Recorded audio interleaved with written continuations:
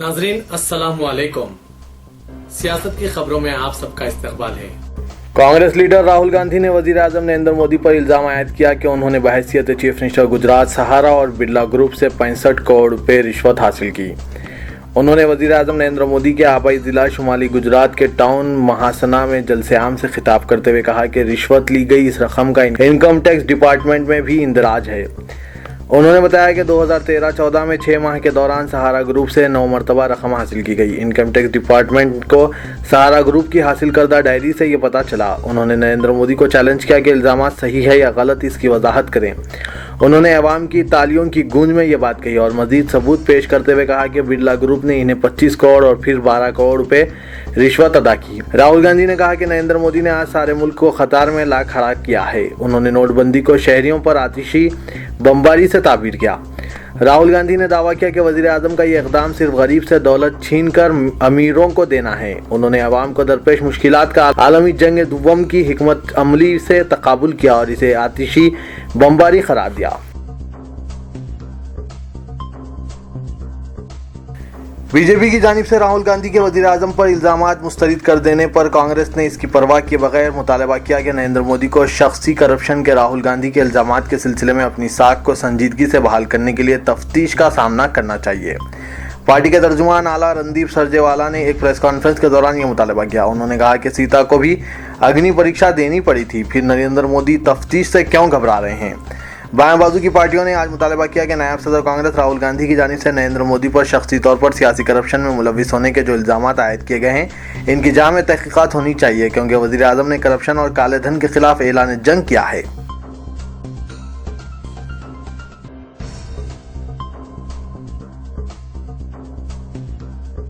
Reserve bank of India ने 30 दिसंबर तक 5000 रुपये से ज़ायद मनसूखशुदा नोटों को बैंक में डिपॉजिट करने के मसले पर मुकर्ररा क़वायद पर मुख्तलिफ गोशों से की जाने वाली सख्त तनकीदों के पेश नज़र आज यू टर्न लेते हुए ये वाज़े कर दिया कि खाते आपके गाहक को जानिए कायदे के मुताबिक है तो इस सूरत में एक मरतबा या मुतअद्दिद मरतबा रकम डिपॉजिट करने पर कोई सवालात नहीं किए जाएंगे।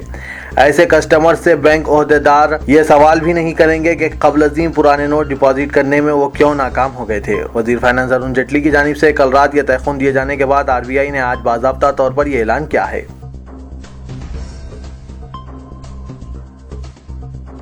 कुल हिंद हिंदुस्तानी बैंक ओहदेदार वफाक के अरकान ने आज मुल्क गिर सतह पर RBI के मुख्तलिफ दफातर बशमूल मिंट रोड मुंबई पर वाक़ इसके हेडक्वार्टर्स के रूबरू एहतजाजी मुजाहरे किए और मुतालबा किया कि काफ़ी मकदार में बैंकों को नई करेंसी फराहम की जाए और रकम वापस हासिल करने पर जो तहदीदात आयद की गई है इनसे सबकदोशी अख्तियार की जाए। दिल्ली के अलावा आला मालियाती करेंसी नोटों के खिलाफ RBI के मुख्तलिफ दफातर के रूबरू कोलकाता, चेन्नई, बेंगलुरु और जयपुर में एहतजाजी मुजाहरे किए गए। जंतर मंतर से एहतजाजियों का एक जुलूस बशमुल ख़वातीन RBI के इलाकाई दफ्तर जा रहा था, लेकिन इसे बस में सवार होने से रोक दिया गया और पार्लियामेंट स्ट्रीट पुलिस स्टेशन मुंतकिल किया गया। दीगर मुकामात पर भी दफ़ा 144 नाफिज किया गया था और बैंक के औकात कार के बाद एहतजाजियों को इन अहकाम की खिलाफ वर्जी के जुर्म में हिरासत में ले लिया गया।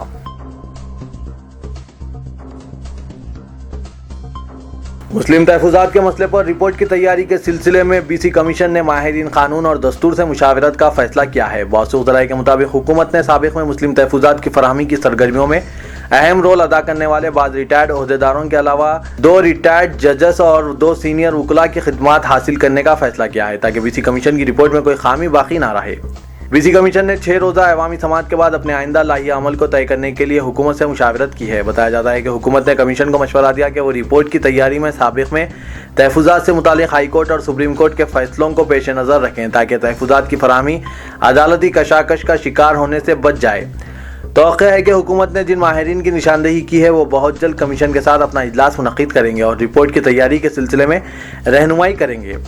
इसके अलावा हुकूमत और कमीशन के दरमियान अजला के दौरे के मसले पर मुशावरत जारी है। कमीशन का यह एहसास है कि साबिक़ा तजुर्बात की रोशनी में अजला का दौरा करते हुए सूरत हाल का जायज़ा लेना मुनासिब रहेगा। ताहम हुकूमत को इस मसले पर जल्द से जल्द रिपोर्ट दरकार है, लिहाजा वो सदीर कमीशन ऑफ इंक्वायरी की रिपोर्ट को बुनियाद बनाकर सिफारिशात पेश करने के हक़ में हैं। BC कमीशन ने अभी तक अजला के दौरे का प्रोग्राम तय नहीं किया है, जबकि कमीशन के सदरनशीन VS लामलू ने कहा कि शख्सी तौर पर इनकी राय अजला के दौरे के हक़ में है। कमीशन को हुकूमत की जानिब से जो तासुर हासिल हुआ है इसके मुताबिक सदीर कमीशन की रिपोर्ट पर मुकम्मल इन्हिसार किए बगैर कुछ तब्दीलियों के साथ सिफारिशात पेश की जाएँ।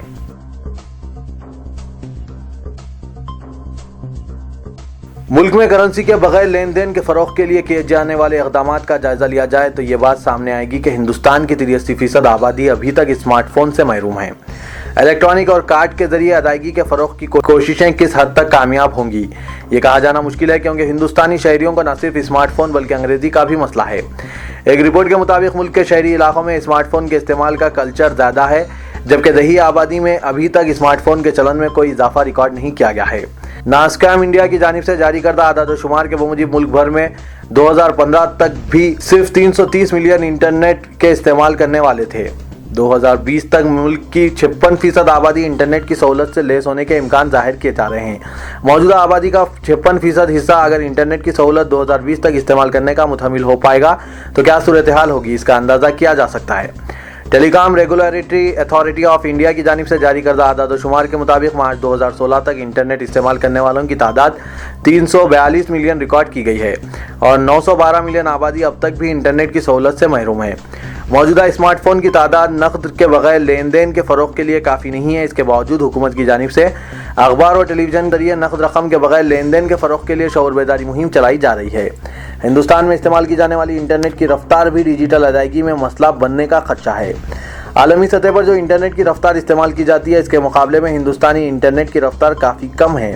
ہندوستان میں جتنے لوگ انٹرنیٹ استعمال کرتے ہیں ان میں صرف 15% موبائل صارفین ایسے ہیں جو براڈ بینڈ رفتار کی انٹرنیٹ سہولت سے استفادہ کرتے ہیں، جبکہ ماباقی انٹرنیٹ صارفین عام موبائل انٹرنیٹ استعمال کرتے ہیں جس کی رفتار بہت کم ہوا کرتی ہے۔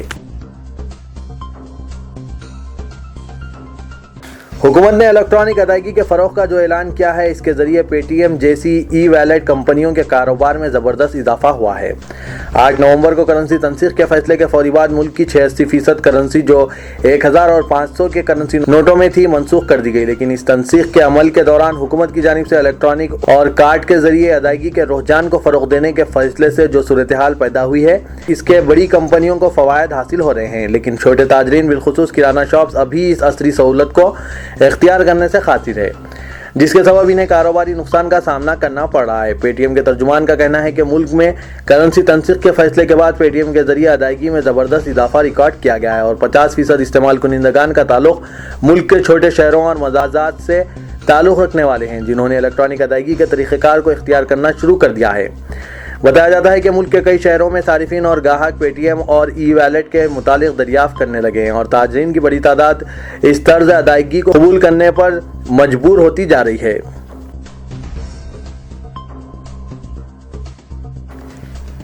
نوٹ بندی پر تنقیدی ریمارکس کے دوسرے دن chief minister N Chandra Babu Naidu نے آج کہا کہ ان کے تبصرے کو غلط انداز میں پیش کیا گیا۔ انہوں نے یہ تسلیم کیا تھا کہ کرنسی کا مسئلہ بدستور برقرار ہے۔ ان کی حلیف بی جے پی نے بھی چندرا بابو نائیڈو کی نکتہ چینی کو زیادہ اہمیت نہیں دی۔ چندرا بابو نائیڈو نے ابتدا میں نوٹ بندی کی تائید کے بعد کل ایسا لگ رہا تھا کہ اپنا موقف تبدیل کر دیا ہے۔ انہوں نے کہا تھا کہ جو کچھ ہو رہا ہے ہم نے کبھی ایسی خواہش نہیں کی تھی۔ نوٹ بندی کے 40 دن بعد بھی عوام کے مسائل برقرار ہیں۔ چندرا بابو نائیڈو نے آج کہا کہ وہ نوٹ بندی کی تائید کر رہے ہیں، لیکن اس کی وجہ سے عوام کے مسائل برقرار ہیں اور ہم اسے معمول کی طرح نمٹ رہے ہیں۔ ہمیں اختراعی انداز اختیار کرنا ہوگا۔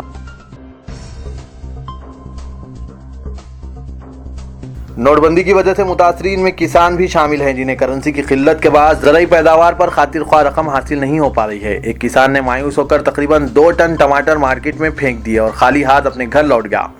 یہ واقعہ کل بوئن پلی مارکیٹ سکندرآباد میں پیش آیا۔ بتایا جاتا ہے کہ آندھرا پردیش کے ضلع اننتا پور سے تعلق رکھنے والے کسان نے ٹرک کے ذریعے ٹماٹر مارکیٹ پہنچائے تاکہ اچھی قیمت مل سکے، لیکن مونڈھے داروں نے اسے 2 روپے فی کلو سے زیادہ کی رقم دینے سے انکار کیا۔ کسان کو اس پر کافی صدمہ ہوا کیونکہ یہ رقم تو ٹرانسپورٹ کا خرچ بھی پورا نہیں کر پا سکتی تھی۔ اس نے برہمی کے عالم میں سارے ٹماٹر مارکیٹ میں پھینک دیے اور وہاں سے چلا گیا۔ ٹماٹر کے علاوہ پیاز اور دیگر ترکاری اگانے والے کسانوں کو بھی خسارے سے دوچار ہونا پڑ رہا ہے۔ جناب عامر علی خان نیوز ایڈیٹر سیاست کو ریلوے پی ایس کاچیگوڑا کا مراسلہ وصول ہوا، جس میں مسلم خاتون کی نعش کی تدفین کی درخواست کی گئی۔ الوال چرچ میں زیر پرورش مسلمان صاحب کے انتقال کے بعد تدفین کی درخواست وصول ہوئی۔ اس کے علاوہ حیدرآباد، سکندرآباد، آر ڈسٹرکٹ پولیس اسٹیشنوں سے مزید 5 درخواستیں تدفین کے لیے وصول ہوئیں۔ اس طرح جملہ 7 مسلم نعشوں بشمول خاتون کی نعش کو دواخانہ عثمانیہ، گاندھی ہاسپٹل، الوال چرچ ہوم سے حاصل کر کے قبرستان تھرتھڑشا، بنسی لال پیٹ میں تدفین عمل میں لائی گئی۔ نماز جنازہ مولانا حافظ و قاری سید حفیظ خطیب مسجد محمدیہ کشن باغ نے پڑھائی۔